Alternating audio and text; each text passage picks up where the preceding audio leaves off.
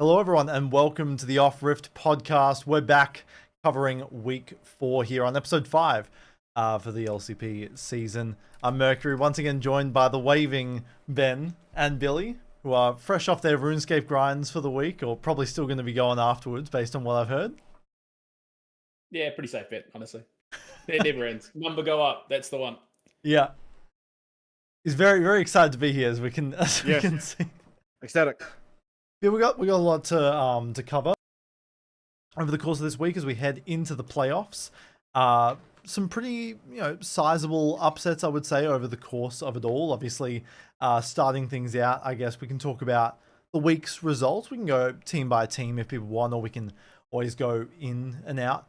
But I guess starting off with since Kevin's not here, we can talk about CFO first. CFO. Yeah, let's go.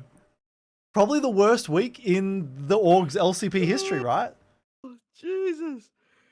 Oh man. Yeah, look, it was definitely rough. That is an understatement. Well, Kevin's got how many more Cassante games to play at this point? Because he's played all 10 of them. He's played all 10. Okay. 5. Okay. 5 and 5. Not bad, honestly. Not bad. He was reasonable at the champ. There was some.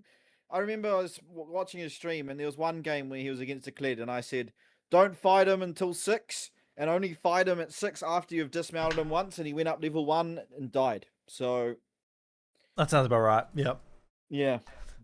I'm actually going to do it. You might as well do it spectacularly. Yeah. But no, yeah. CFO, they sucked. They got absolutely trounced. Except for game 1. Ground Zero were a little scary. But yeah, some more blast cone shenanigans. Yeah, yeah. Yeah. But like, honestly, they just look rough. They look really rough. And jokes aside, I think like maybe long term it's a good decision, but at least currently, I think Orca looks leaps and bounds better than 2274. So as a Ground Zero supporter, I'm very thankful to that organization. Yeah, no, absolutely. Yeah, I mean, it's something that I've been thinking on this week, because obviously we come off the back of what was one of the best international seasons our region's had in that CFO roster. And the only thing that I can liken it to, it's a weird analogy, I know, and it shows my age, is the life cycle of a Power Rangers season. You look at a season of the Power Rangers, but throughout the life cycle of that season, they go through that, struggling with that identity, coming together, finally becoming that ultimate team that they need to be, building the Megazord and then fighting the big bad guy. And then the season ends and we move on to a new one. That's kind of where we're at with this CFO roster. They've beaten the big bad. We're into a new season. Yes, a couple of those characters have carried over. The old classic old red Power Ranger Tommy coming through to guide through these youngsters. But they're still very early on in that life cycle. And I think this is going to cut some CFO fans saying this. If you were expecting us to come into 2026 having shifted 4 of the 6 players from the roster out and replace them, and then expect them to hit that exact same pace starting up there, you're a bit delusional. That was never going to happen. It kind of is a bit of a flash in the pan that they came together as cleanly as they did last year. And so, yeah, we're in the early cycles. We're into the Dinozords now. We've gone from, the Time Rangers. We're now the Dino Rangers. So you got to give them time. They've got to get their shit together and figure out how to make the Megazord, and then go fight the big bad guy and do some really, really bad choreography fights. And along the way, it's gonna, it is, as my rugby coach used to say, this is a building season for CFO. The expectations should never have been that high. Unfortunately, the bar was set incredibly high last year. Yeah, I mean, I think, like, honestly, you could have probably removed 5 of the 6 players, but if you kept Junja, you would have still had a very competitive roster. Right, and to be fair, like, the roster is still competitive, and every single team in the league, realistically, it doesn't matter who wins the split, it's not going to be surprising. The only team that it's like, okay, we're never going to win it is DFM. And obviously they're not in playoffs, so like whatever. The other 7 teams, man, you come in after like week 2. If you told me they're going to win the split, I'd be like, oh yeah, I can see it. And that's kind of where we sit with all 6 of our playoff teams. I'd say SHG probably have the lowest chance. Obviously, I mean they're coming in 6th, but like just by looking at their games and whatnot, like even the games they win aren't particularly clean. And so it's like, okay, I mean, just whoever wins the split, it's not going to be that surprising. Ultimately, I think Team Secret Wales probably should be winning the split. I think even though them and DCG have the same match record or whatever, I think there's a clear disparity between the two, because even DCG's wins haven't been clean. Like pretty much every single series DCG has played has not been like, okay, DCG are going to win this. Like it's been very, very, very dicey. Whereas Team Secret Wales have been pretty clean 2-0s across the board for the most part.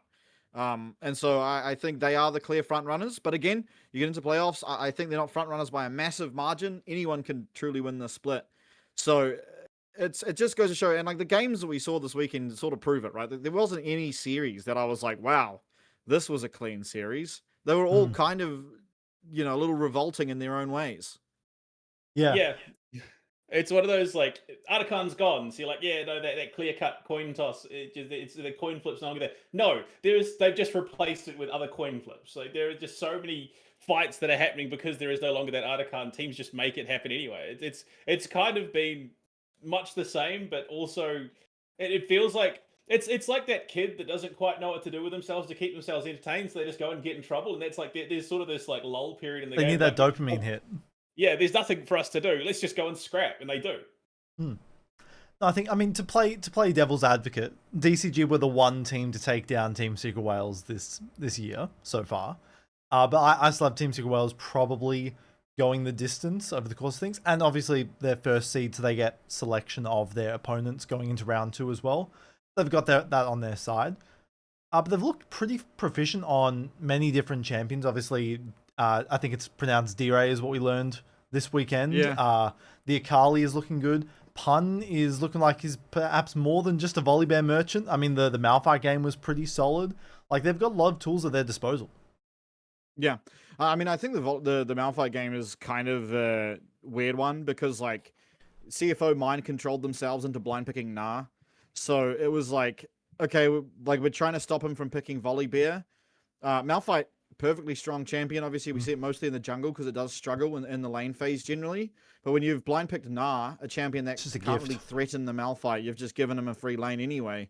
And so, like, that's why we don't often see Nah as just a random first pick in a game 1, because it doesn't actually win all that hard against most lanes. And like against the Malphite, as you saw, he was just getting killed on repeat through tower dives and whatnot, because he is extremely vulnerable when he is in that mini Nah form. And I think a credit to Team Secret Wales again is just how good they are at capitalizing on their timers.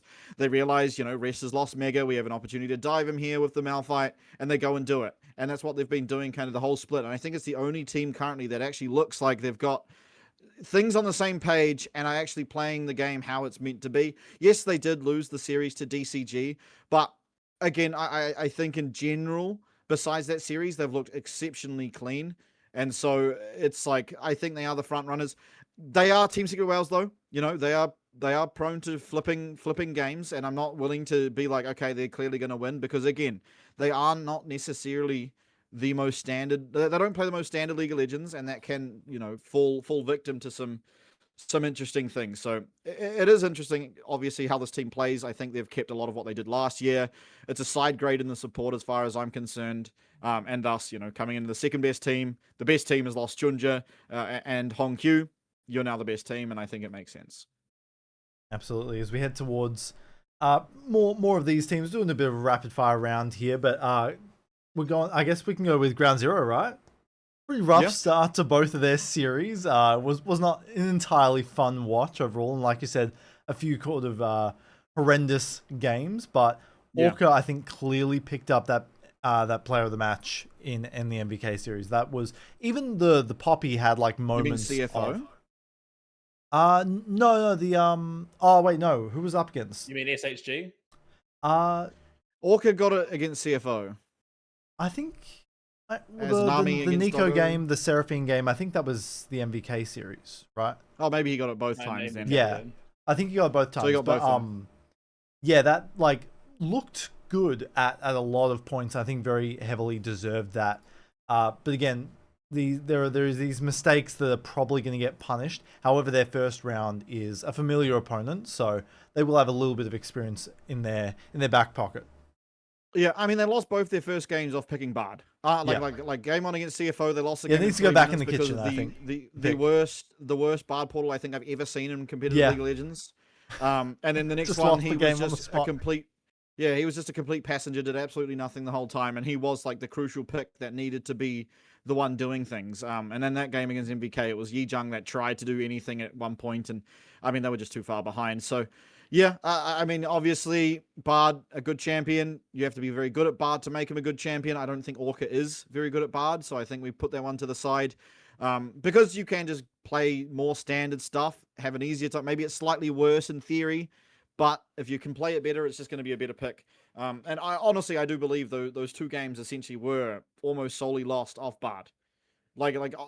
To be entirely honest, game one against CFO was over at 3 minutes. Oh yeah, no, I mean it was contractually obligated 3 games. I think we've learned that at this point. I'm sick of that, though. I'm really, really fucking sick of this 3-game nonsense. Look, now it has to be 3. Playoffs. Yeah, like it bodes well for playoffs, if nothing else. Yeah. Well, at least they got some KFC out of it. Yeah, I think mainly what needs to happen with GZ is like not necessarily go for what T1 would pick. Just pick what we can play. Right? Like, okay, we have a game where Azir makes a lot of sense. Well, Jimmy hasn't been performing very well on Azir. That's not to say he has historically, which is why it's so surprising that he's looking so poor at it recently. But it's like, okay, well, he's not playing well as Azir. Let's just not pick Azir. Let's pick something else that he's good at. You know, we haven't seen the LeBlanc since his second time playing. He's 2-0 on LeBlanc, and we just haven't seen it again since. Very good at the champion. We should probably be picking that over the Azir, considering the success we find on it and the impact he's able to have. Same as Orca. I mean, for my money, the best game he's had so far was that Nami game against CFO in Game 3. But I don't know if there's necessarily a champ that I'm like, wow, Orca's amazing at this champ. That Nami game maybe is the exception. But oftentimes it's like, okay, we've utilized this 5th pick, right? We had the 5th pick Braum game, and that was like, okay, he's played this well. I mean, it was just an Exodia champ in the draft. It's like, maybe we need to be doing that more than focusing on these really hard to execute champs like the Bard. Because that made the game so much more difficult than it needed to be. Yeah, I mean, this is the... I mean, it's sort of a... I was going to get into it later, but we sort of brought it up now. Azir is 3-13 in the LCP. It is so far behind every single other major region. It's won against Rise twice, and Orianna twice, Rise once. And mainly, like internationally, it's being used as a counter to Talia. But it's just not working out, and that's a big worry I have for like going into international. Because it's not even just like the worst teams losing it. Like Pengyon, Hongsuo, they're losing on it as well. You just mentioned the worst team. But in any case, no, I mean, I think Azir's strong. I think Azir is strong. But you can't just like, it's not like it was last time where you can just randomly blind pick it. I think it's not a game 1 champion necessarily anymore. I think there are things that answer it very well. The Akali, the Yone in particular.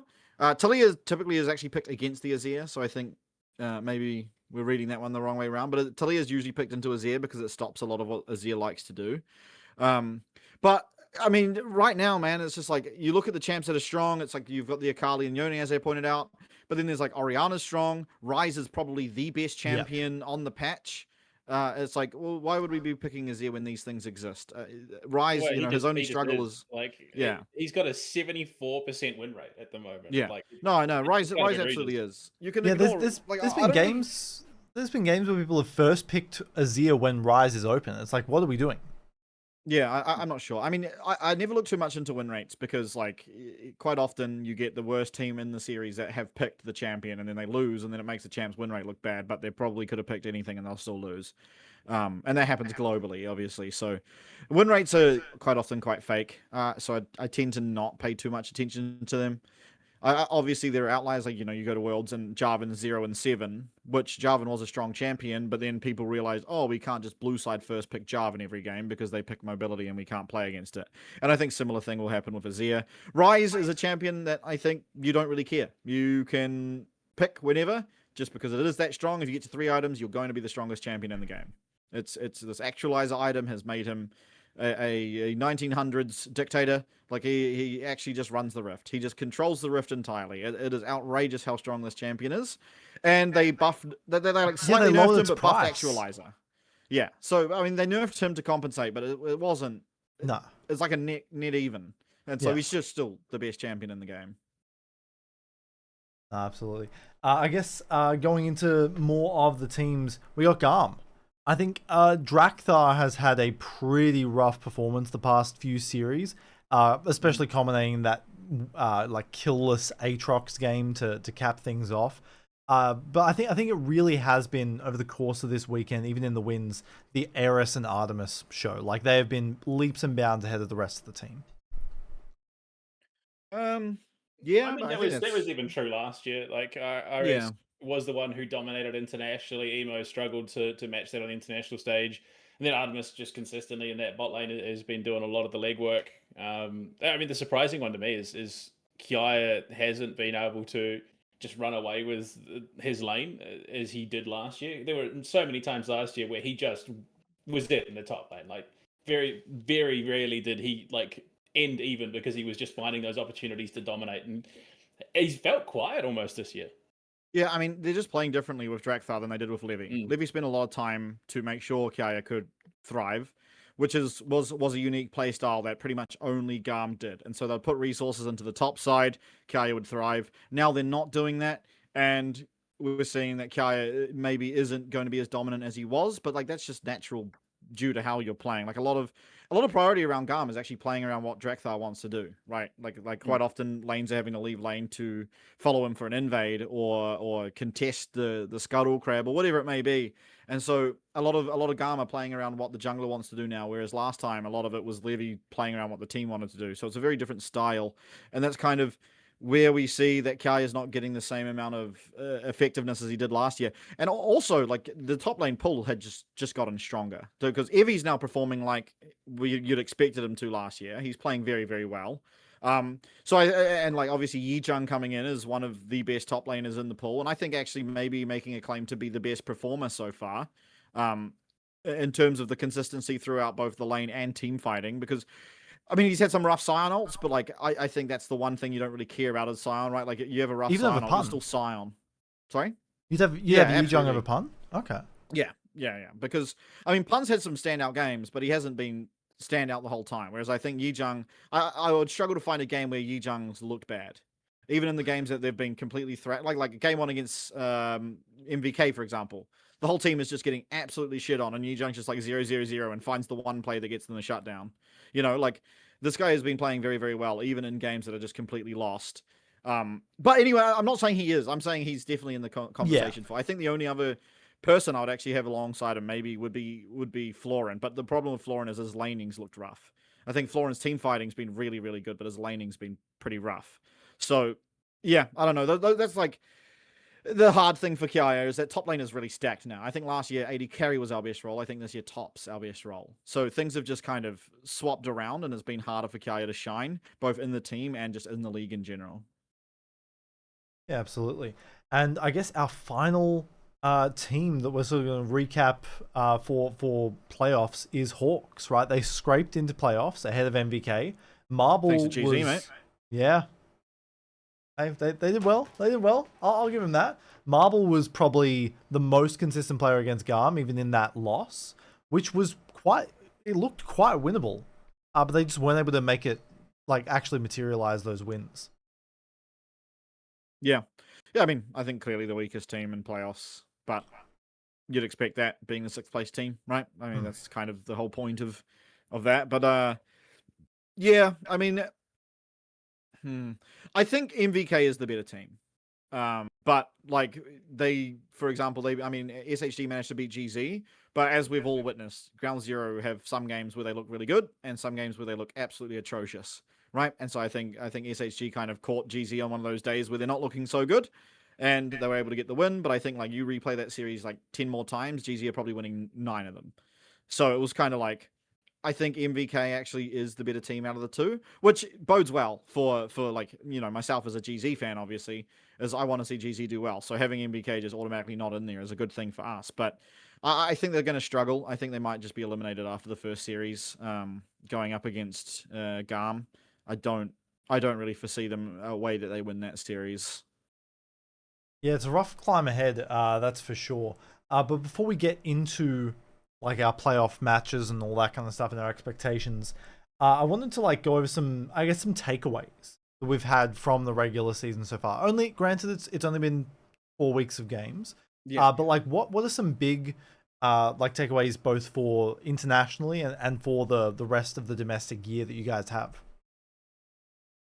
I think the pace of the game has changed quite a lot. I think the amount of gold available nowadays, like minions spawning quicker, tower plates, every tower having plates and stuff like that, has meant that the games are a lot scrappier than they were before, and that's even with the removal of Arakan. And I think that's why in pretty much every region in the world, the games all look so doomed. Like the quality of games just look terrible across the board, and that's not only unique to the LCP. I think it is just because of the huge increase to gold that has been given to the game. And so I haven't really enjoyed it as much. Like I mean, obviously entertainment value, having these scrappy games is fun, but I don't like the fact that I can see a team up 5k gold and not know that they're in a good spot to win. Right? It takes like nowadays, and like the bastions on the tower, for example. So even if you win a fight, like you have to kind of send like 2 people to AFK almost, so you can actually take the towers in any meaningful amount of time. And so it's just really weird. I think the game's playing out really weird. It's way scrappier. It's way more volatile than before, and that's something we're seeing globally. So going to first stand, it'll be interesting to see, like, because for my eyes, the league looks worse because of how rough every game looks. Like there's a lot of like, what the hell is going on here, which to me means it looks worse. But we go to internationally, and maybe it's just like everyone looks worse because the game's changed so much. So I'm very interested to see what everything looks like at first stand. I wonder if this is going to be the new. Oh, you go. I was just going to say, like, yeah, it's especially you look at last year, and each game sort of followed that very similar blueprint. It was, one team would prioritize Grubs, one would prioritize Dragon, especially at the start of the year, and then you would sort of just follow this dancing around. Maybe you look for a gank mid top lane. Sometimes at the start of the year, it was those dives in the bot lane, because obviously we were having lane swaps pretty consistently. And then you would just sort of like play around each objective as they came. Now, though, teams are looking for more fights because, there is that much more to gain by being proactive.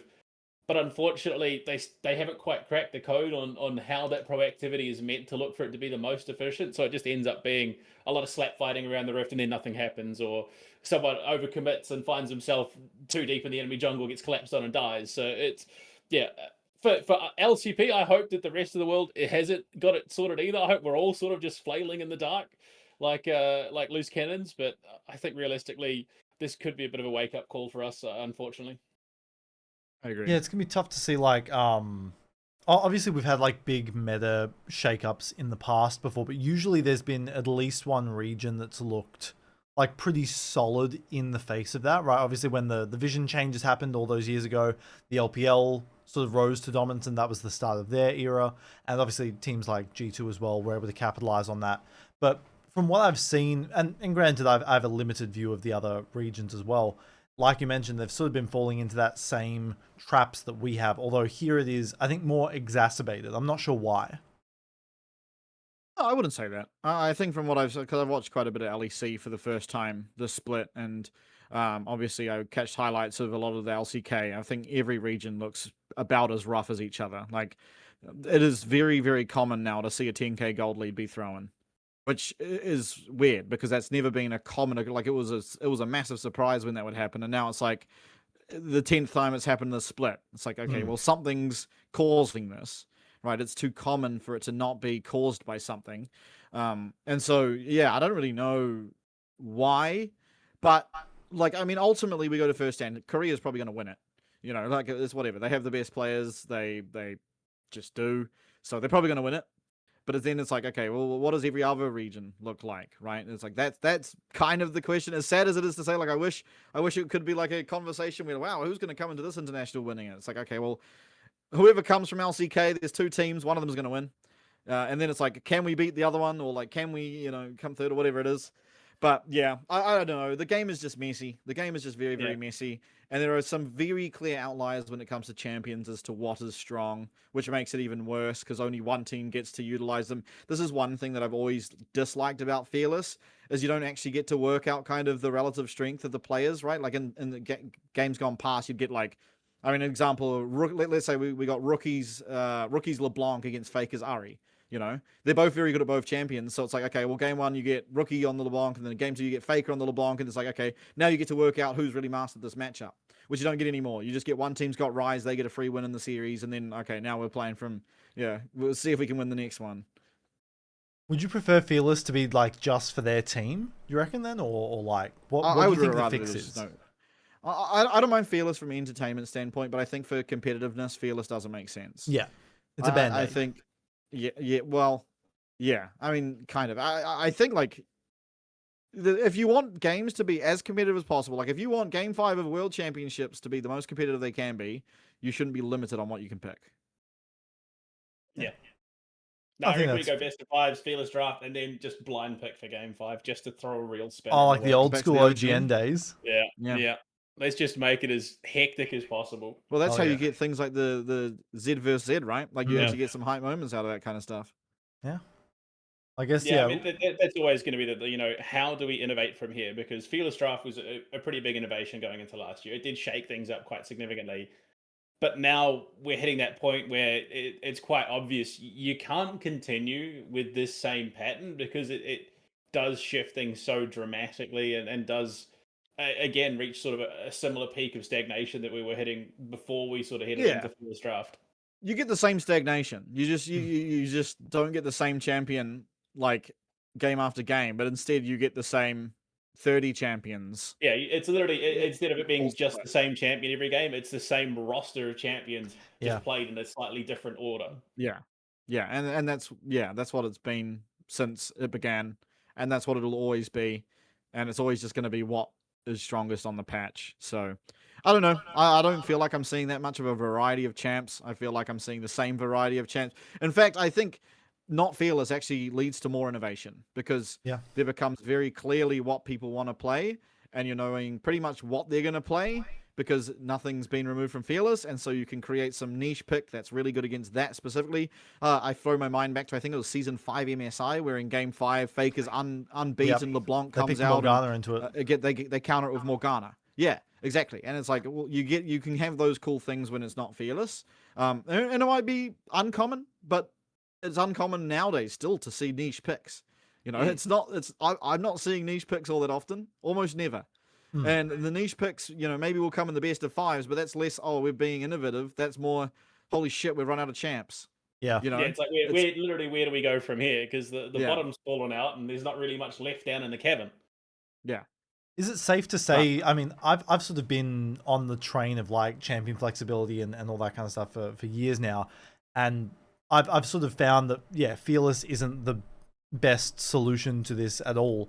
Is it safe to say that the experiments are done? Like heading into future years. Is it too early to say or like? I mean, I don't see what you could do to make there be more like what else can you do? I don't know. It's like I mean the Worlds, for example, there were less games played, but there was like less amount of champs seen as well than regular Worlds has. So it's like, well, we're not really getting to see a variety, are we? Like, well, I think just realistically, the call for fearless draft to depart is probably going to come towards the end of like first stand, which is the same, like at the exact same time we saw it then instigate in perpetuity. I think we're going to hit the same thing of people are going to be like, well, actually, we're kind of over it now. Can we go back to what it was? And I think we might just have that happen, honestly. I don't think that'll happen, but I think it needs to for the health of the game. At least by the end of this year, for sure. I think yeah. I mean, I think viewers enjoy Fearless more than they enjoyed normal, but I like view the game from a competitive lens, and I want to see like the highest quality games, and I think Fearless doesn't give you that. But yeah, I don't know. I don't think it's going to be removed, but not in the near future. Although I wish it would be. Yeah, no, 100%. But I guess we sort of talked about drafting and the fact that the meta is probably unlikely to have a big shift heading into first stand or anything like that, and that's probably the biggest hurdle we need to overcome is drafting. I think on top of like the constant throwing of games. But looking ahead to playoffs now, we've got our first 2 series lined up. They were what we were expecting to see. Garm picked Hawks and GZ picked GZ was left with CFO. So we've got some very recent matches that we're going to get some rematches of. I'm quite excited for them overall. Yeah, me too. I think I think Garm should just pretty clearly win the one.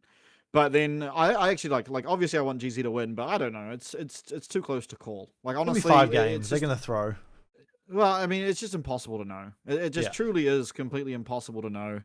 So I mean, it's too important. Yeah, I can't predict shit all. All I know is like it's going to be messy. The games are going to make no sense, and eventually someone's going to win. Who that's going to be, I'm not bold enough to predict. Like I'm obviously supporting GZ, but like there are just too many flaws in both teams to have any confidence in either of them. I think Yi Jung's the best player out of both teams, and I also think 2274 is the worst player out of both teams. Yeah. So I do think we might have a slight advantage, but even then, I don't think individual talent makes that big of a difference. So yeah, I'm not sure. It's too scrappy, it's too messy, nothing makes sense, and so it's, whatever. There'll be a winner, and the other team's eliminated. There's no double elim till the second round, so it's do or die for the first round. Oh, really? I thought is that how it works? Okay. No, Same as last year. Yeah. Oh, okay. There's no double elim until you've finished your first. You've got to earn the double elim. Okay. Yeah, I see that. I thought it was double elim from the start. Yeah. So I honestly I might disagree. I think that Hawks have a somewhat of a chance against Garm. I think it's possible. Garm's looked not the best, all things considered. I think okay, but they've looked a lot better than Hawks. Sure, but like I think the truth of the matter is the same for both teams. It's whoever shows up looking the least bad, and that's the only way I can put it. It's who shits the bed the least in that series that walks away the victor. It's not who plays better, it's who makes the less mistakes. Because both teams can win when they play good League of Legends, but they've also shown that they can play some really bad League of Legends. Yeah, I think the problem is Garm's ceiling is higher and their floors also higher. So it's like, well, SHG just probably shouldn't be able to win, to be honest. Like what's SHG's strength? Maybe Evi, maybe Marble. Well, as it would so happen, it's like I don't think Evi's going to be beating Kiaya. I don't think Marble's going to be beating Artemis. And also Taki's also in the bot lane, and I think he's considerably better than Vista. I don't think Vista's bad, don't get me wrong, but Taki is very, very good. I don't think it's a cakewalk either way, is what I'm saying. Like I think it's at least going to be 4 games. I think it's a cakewalk. Really? Yeah. Okay. I mean, I'm very unimpressed by SHG. I think like their laning's been fine, but that's about like Van One's looked very lost, pretty much always. Yeah, but so is Draktharr. Okay, that's not true. Drakthar's been like at least very proactive in doing things. Van One's kind of just been not doing anything, and like the games they've won have come off the back of really big Marble or Evi performances. Like it's one thing to like go for plays and make a mistake and not do anything, include capitalize, right? Like it's not like he's been anyway, that's my issue. I don't think Garm are going to be tested at all. I think Garm are going to cakewalk that series. Okay. Well, yeah, we'll have to see when it comes around to it. Because we've got like we mentioned a little bit before, but the more exciting of the two, I think, GZ CFO. Yeah. I'm expecting to see the hate watch from both you and Kevin come out. That's gonna be a fun one. Sure. Especially after how last series went. Yeah, it was that series was just a nightmare, man. Both teams were so fucking shockingly bad. But Doggo ended up the worst player in the game in game 3, and so we got to win. Yeah. It was he completely fucking sprinted it. So big ups Doggo. I'm trying to remember what was the big moment. I'm trying to remember for him that game because he had some real there was the one where he went for a bot lane tower dove, got bubbled and die. They tower dove top lane, and Jimmy came up and triple killed them. He got one shot by Jimmy at Dragon. Yeah. One shot in his base by Jimmy. I mean, he was like, and that was right after some fucking idiot, I'm going to say it, called Dave OCE goes into Kevin's chat and says, CFO can't lose this, Doggo's unkillable. He had 6 deaths at the time, Doggo did. So unkillable's already a question mark when he has 6 deaths, and within 10 seconds, Jimmy one-shots him. So... yeah, it was not the best, not the proudest moment for old Dave. Dave OCE came in with that analysis. I don't know how you look at that game and think Doggo's unkillable, by the way. That's fucking the craziest shit I ever read. Old Davo was swinging for the fences, but not even in the park, so... Yeah. I will say, it is going to be tough, though, because Shun had some pretty horrendous moments. I'm looking forward, like, that play down, but I think he was playing... was it the Corki where he just, like, Valkyrie'd into the wave out from under his tower and just died for free or something like that? It was Maybe, but I don't remember. Not that I'm series. trying to Shun remember didn't play exactly, but it Boogie. was Yeah. a bit of a fugue I state think that Shun entire played well series. the last two series.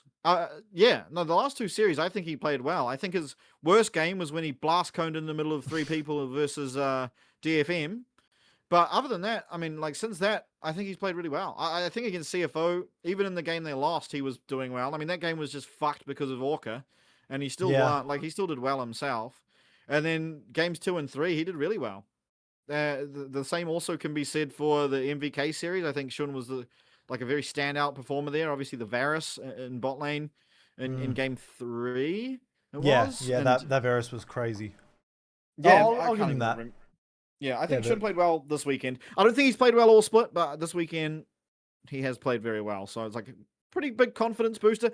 I also think we're seeing okay. I've always said I didn't think Kaiwing was that amazing, right? Like Kevin always talks about how amazing Kaiwing was, and obviously he has more intimate knowledge of how he interacted with the team. But I mean, I've watched Kaiwing now for 4 years, and he's never really impressed me that much. But you're seeing a noticeable decline in Doggo's ability to win games with 2274. Like, well, I mean, having noticeable. talked to Kevin, Kaiwing's what Kaiwing offered the team was more around the shot calling element and decision making rather than the micro decisions when it came to the middle of the team fighting. So, For sure. yeah, look, when you add in someone who maybe is a little bit, even, I think you could probably argue that 2274 is probably going to have a little bit of a higher ceiling, micro wise than Kaiwing, given how young he is and how much further he has to go in terms of that development. But he's clearly not the same level when it comes to the macro game that Kaiwing was. Possibly. I mean, I think micro is something that you come into the league and you already have. I think like micro is something you get from solo queue. He absolutely has it to be in the league, but I think think his micro is really bad. Is one issue I'm having. Is I think his micro play has been pretty poor. Like he's kind of the only guy I see pick Nico and not be able to hit more than 2 people with a Nico all whole game. He'll randomly Zhonya's before a fight. He'll like miss skill shots constantly. And like I don't want to sound like I'm flaming him that much, but like Doggo, we saw what Doggo was like at Worlds, right?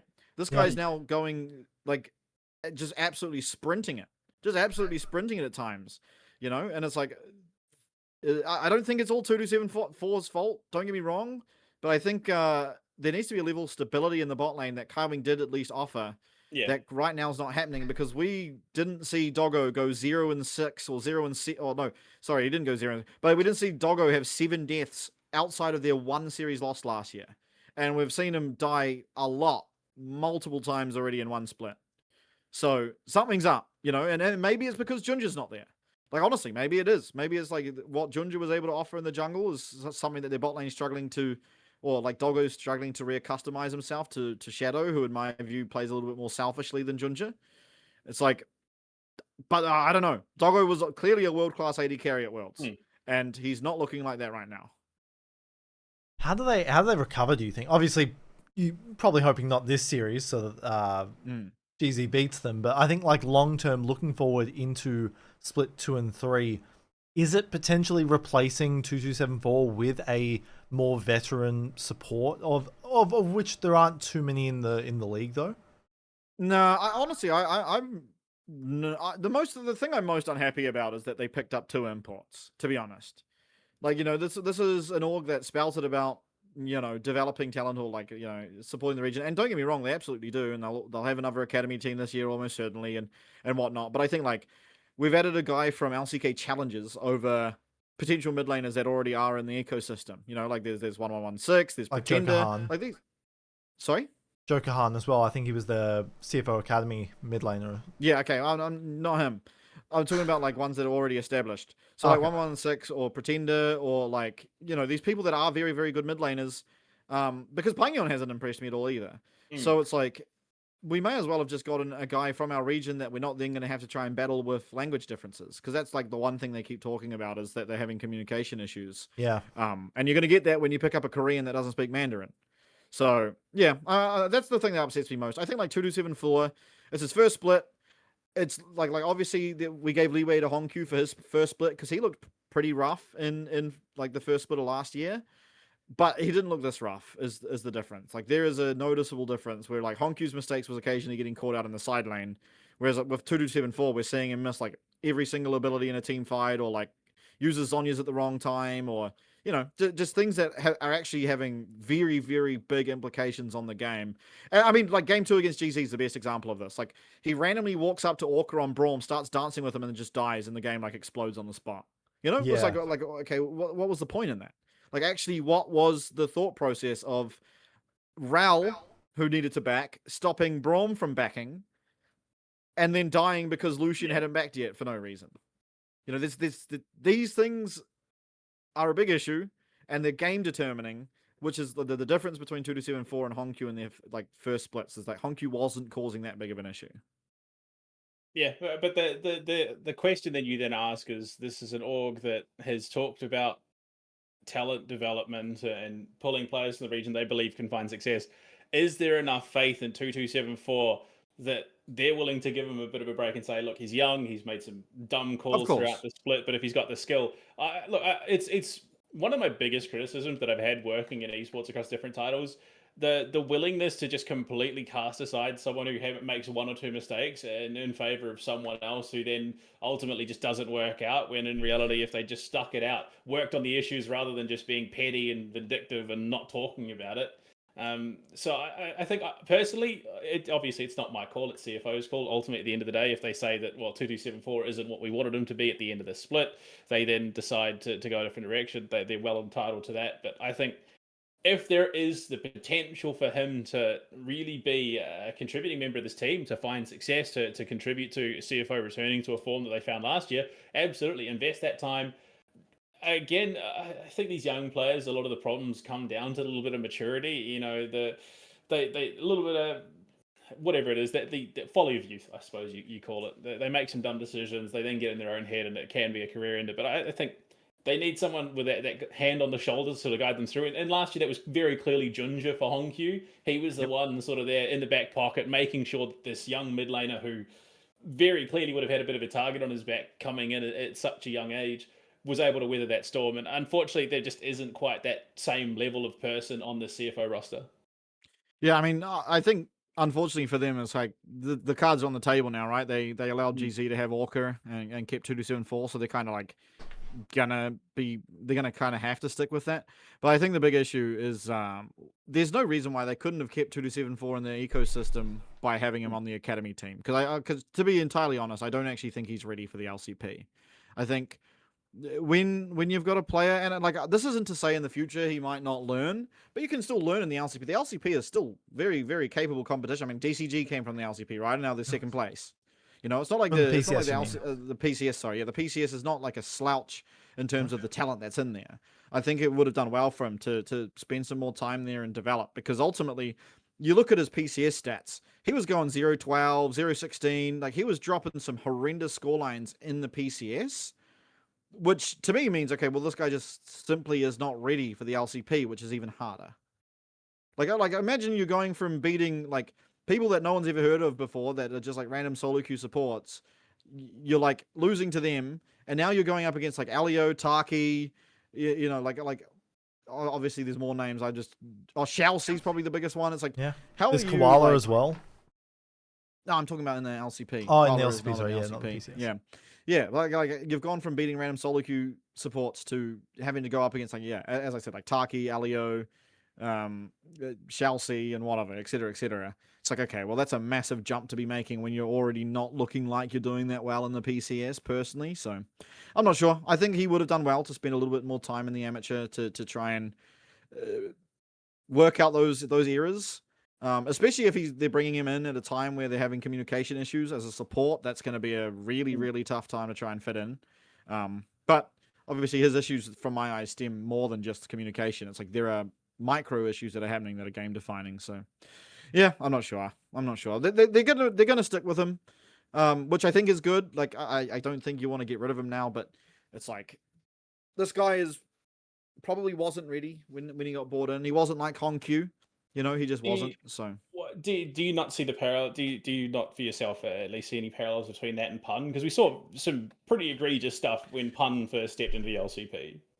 No, because Pun was like 25 years old.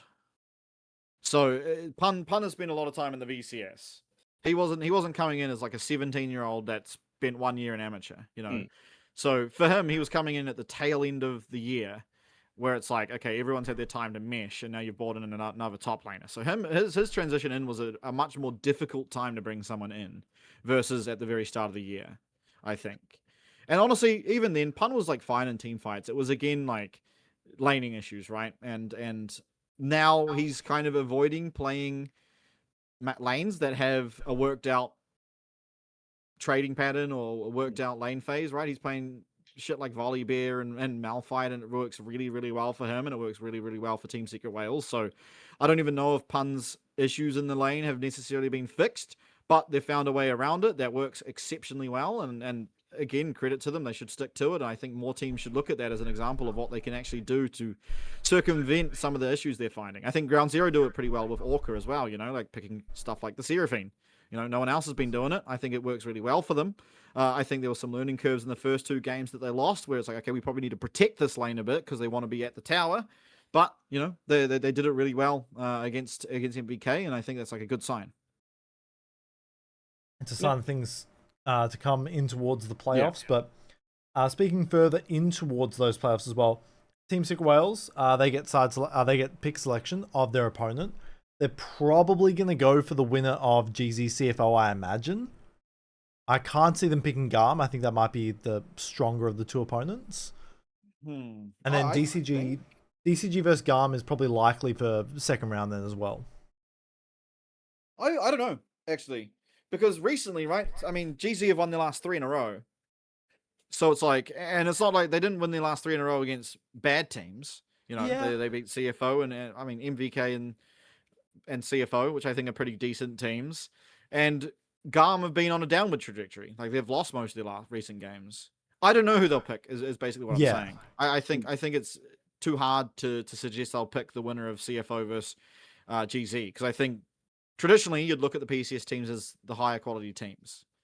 Even looking back to last year, I think they are generally just got the stronger players. As well as stylistically, I think Garm want to go against someone more. Sorry, not Garm. Teams Secret Wales want to go against someone that plays a little bit more standard, which I actually, ironically, think Garm is that team. Garm are like taking DCG spot as a PCS team, and DCG take the VCS slot. Yeah, they were the counterintuitive VCS team last year. You looked at Team Secret Wales, MVK. It was just like, gloves off, fight, and then Garm comes in and they're much more measured, they're much more paced. They play a lot more methodical and deliberate when it came to the game last year. Same as now. That hasn't changed. Yeah, well, comparatively to their region mates, I suppose is what I meant. Mm-hmm. In that situation, then, say for instance it is DCG Garm, does that mean we're seeing potentially a very early drop of Garm, one of the best teams throughout most of last year, out of playoffs contention early on? Like, Possibly. how much of the change, because obviously Taki left, Elio left rather, and they picked up Taki, but is that a Draktharr problem then, do you reckon, or is it a full team-wide problem? I mean, personally, I don't have a love boner for DCG like you, and I think this team is kind of like this. They're 6-1, but it is very, very fraudulent in terms of, I think some of their series wins have been very messy. Like most of, in fact, most of their series have been like scraping by. I don't have a lot of confidence in this team to clean it up. Their ceiling is up there, but like Pot 9 has not seemingly grown since 2023 and still randomly just goes for these mega deep dives and dies. Flauren is still struggling in lane. I think Fung is like, he has some highlight moments, but like he hasn't been that consistent. But they always manage to like sort of just scrape by, where Garm can absolutely get it together. Like at the start of the split, we all had Garm at the top, and I think they certainly still can reach that. And I also like, I mean, you look at Split 2 last year, no one expected Garm to be going to MSI, but they can absolutely turn it on for playoffs, right? Like Aress can turn it on for playoffs. We know Kiaya can, and much the same for Artemis. So I actually think if that series were to happen, which, again, it might not, it might just be DCG against winner of CFO GZ, then I actually think I would take Garm in a best of 5, because DCG have been really struggling in best of 3s. They've been winning them, but it's not been Interesting. clean. And I think once you go to more games, it's going to get a lot harder because Pop9 sort of runs out of these like really exciting skirmishing champs and has to play a more tanky style. And I've seen that, and he's very bad at it. So I don't have a lot of faith in them. I know you're in love with them, but I'm just trying to be objective I see here. 11-1 Kiana versus Garm, and I'm like, okay, come on, we might be a bit Yes, yeah, coping. you can get that one game. Okay, what about By the Jace game or the Silas game against Ground Zero that he popped off? You know, like there's so many. Again, that's not Garm. There's a birth of like these skirmisher champions that he can pop off on, right? Like I think he's probably on the weaker side of this team, but like you got Shousey still. You know, you've got Flauren in the top lane, who I think we can agree is like better than Kiaya at this point in time. Okay, no, we cannot agree on that. Really, We really. Bro, Flauren died 3 times in one game in lane. So is Kiaya. Okay, tell me when Kiaya got solo killed 3 times in lane in one single game. Tell me I don't when. know off the top of my head. Over the last 8 years, tell me when Kiaya's done that a single time. I not off the top of my head, but I've seen his performances and they've been less than stellar. I think we can agree. I think that the one thing Flauren has going for him is that he is that late game merchant. Like, I don't know what the hell that dude is smoking behind the scenes. He will literally crap his own pants in lane. And then by the time it comes, 25, 30 minutes, that dude's cleaned up. He's in a tux. He's looking smart. He's just absolutely running the rift. Like, it's just absolutely bonkers that He's this good man. late game team fighting. Yeah, It's just crazy how he can go from 3 times dying in lane completely solo without any outside intervention to then literally steamrolling a team when it comes to team fight time. And I don't know how many times he's going to be able to do that. I don't remember many times seeing Kiaya do that, right? I feel like, especially Are we after kidding? Yeah, no, You're no. taking the piss, bro. Did we- He did it did- on Gwen. This Did we not? Okay, yeah, okay, the Gwen game was good. Did we not see what happened in that Garm DCG series?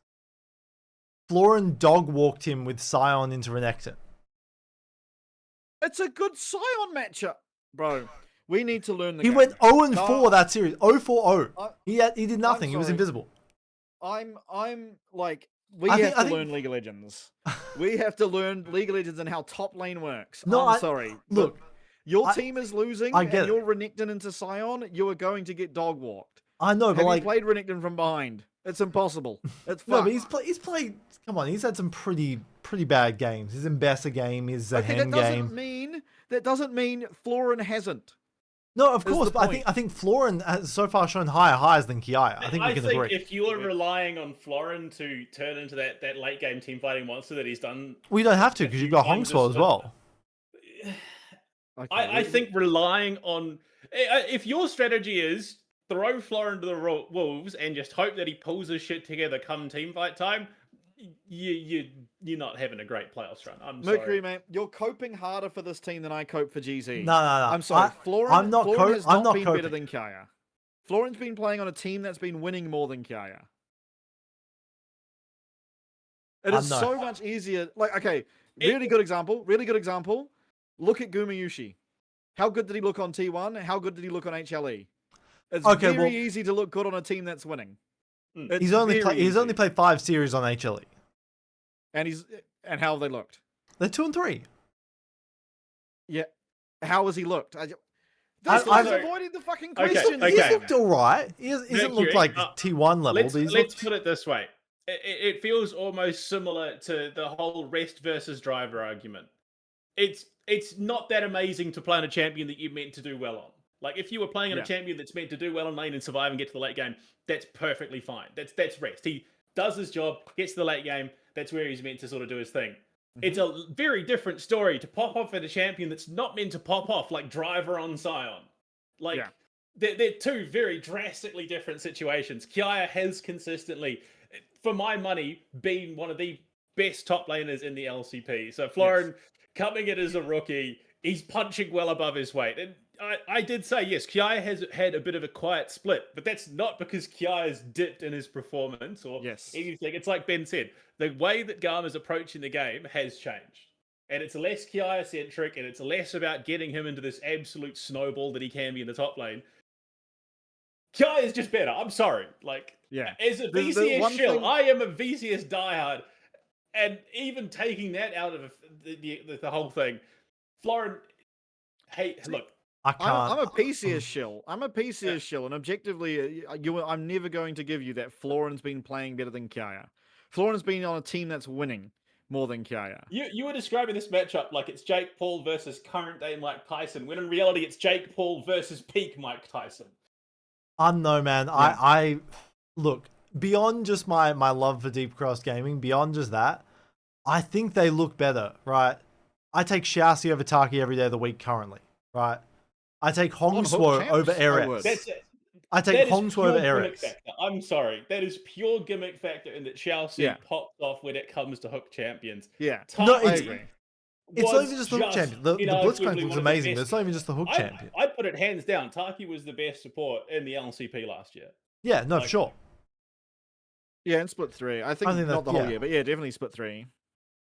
I think the problem is majority that there's no comment. Like the problem is Mercury is like a lot of DCG's wins have come pretty gimmickly, right? Like there's been a lot of like gimmicks to the win. Like Chelsea's entire support champ outside of Rakan has essentially been very gimmicky, right? You've had like some games where like I mean the game against CFO 0-1-10 on Lulu versus Team Secret Wales. Are we really excited that we went 0-1-10 as Lulu, bro? Okay, yeah, just no, I'm just saying like it's just not be even real just for a second. That is bro. Just be real for a second, please. Just be real for a second. I get that you like DCG, but just be real for a second. No, I am. I'm being real. Let me hear You're getting excited about a 0-1-10 Lulu game. No, I'm saying like he doesn't just play the hook champions. Obviously the Blitzcrank's amazing, but he doesn't just play the hook champions and pop off. So going 0-1-10 means he's a great Lulu. Yes. We've seen some pretty bad Lulus so far. Who? I don't know the name. Hang on. I know we've seen it. There we go. See, I knew would fucking bro, I don't have a memory that's like just you don't need to be so defensive. But the fact of the matter is, there is like a lot of the wins that DCG have been very, very sloppy, right? Like they only beat SHG because SHG threw a 9k gold lead. And then they did the exact same thing to GZ, which is the only reason they lost a series.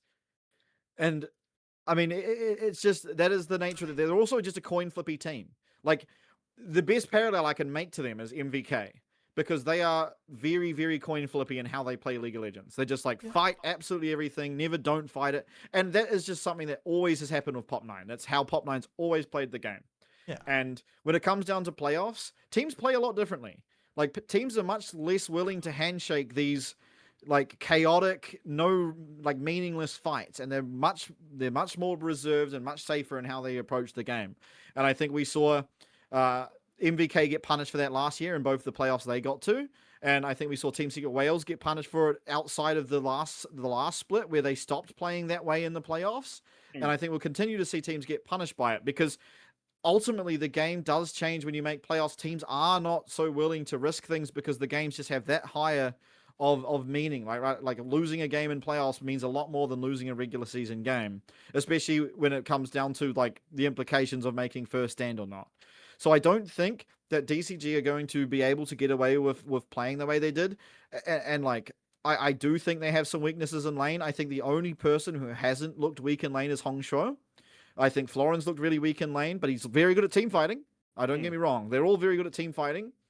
But when you are playing so weak in lane, and you've got a team like Garm who are so willing to sort of play for their jungler, as long as you don't take these random fights for no reason, I think it sets up Garm in a really good place to be able to win. Now, I'm not saying they will win, but all I'm saying is there's no way I would look at that series and just call it for DCG.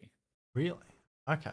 Absolutely not. Yeah, it's not even... I would say, yeah, it is very much Garm coded, but there is easily a possibility. There is a world in which Garm just let them be the team fight merchants that DCG are, where they just like, oh yes, well, you know, we're gonna bully them in lane, but the entire draft that DCG's drafted for themselves is one that is entirely geared to team fight in the mid to late game, and they just steamroll over Garm. That is entirely possible, and because Garm's done it in the past, we've seen that last year where they've just literally through the draft given the other team openings that realistically shouldn't have.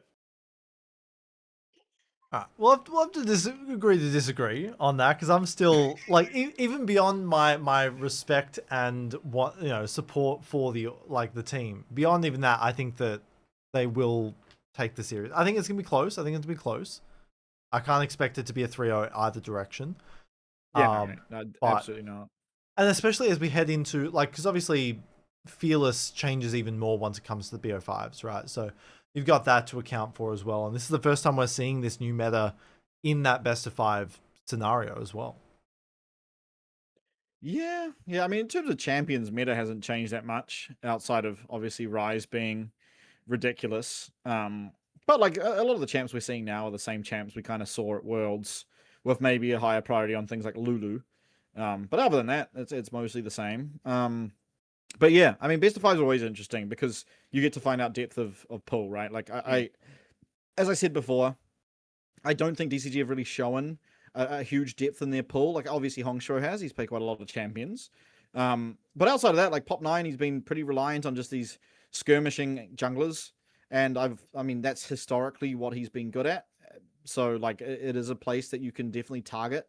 As well as Flauren, again, he's looked really rough in lane, and I think that's something you can target down as well. And every team has these players as well.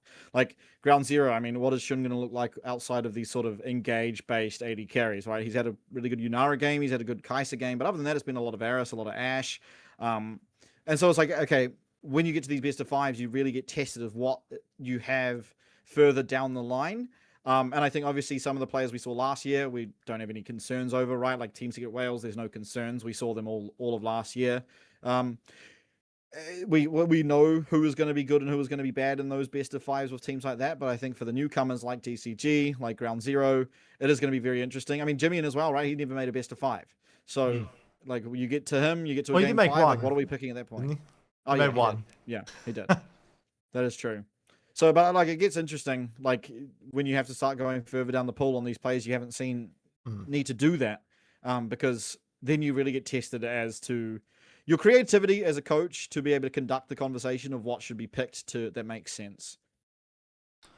Yeah, there's a lot to plan and prepare for these teams heading into these games. But of course, before we do go, I think were there any other things that you guys wanted to touch on before we head into the playoffs? Not really. Just excited, really. I mean, I don't know what to expect, and I think that's really it is exciting in a way, right? Like the stability of knowing CFO is our best team was kind of good because I knew that at internationals we were going to be represented by someone I had faith in. But now it's exciting because I have absolutely no idea what's going to happen. Yeah, it's an interesting position because it was just so undisputable. Even when it looked like CFO were about to, let slip the crown, they didn't pull out a reverse sweep on PSG Talon or absolutely just pull something out of the bag. You look back at that Aurelian Soul Smolder that came out and just completely blew the series wide open. Unfortunately, we're not going to have those moments, which does make for some better storylines, if I'm being perfectly honest, because now there are other teams and players that can step to the forefront and create those, narratives. But yeah, no, it is a drastically different situation. You go back to last year, it was Orbit in the back for CFO. You had that pretty much locked in that they were going to be the ones to do it throughout that entire year. It didn't really change. Now it's anyone's guess.